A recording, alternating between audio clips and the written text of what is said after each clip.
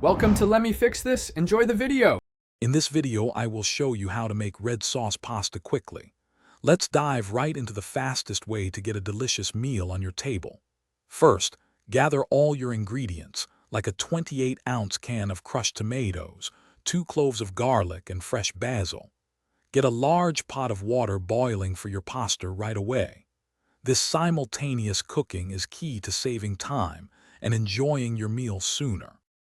While your pasta water heats, let's build the sauce.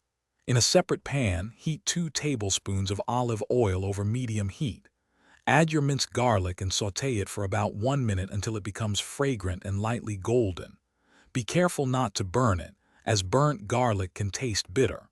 For a little warmth, stir in a pinch of red pepper flakes, which adds a lovely depth of flavor to your sauce. Now it's time to add the star of our sauce, the tomatoes. Pour in the entire 28-ounce can of crushed tomatoes.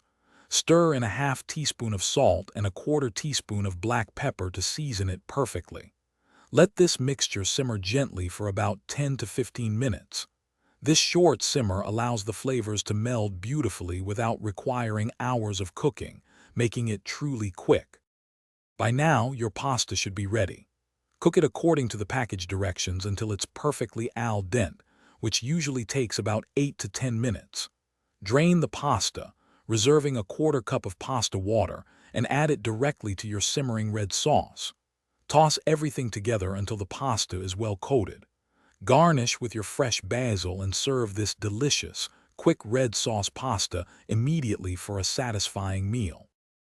Thanks for watching. If you found this helpful, don't forget to like and subscribe.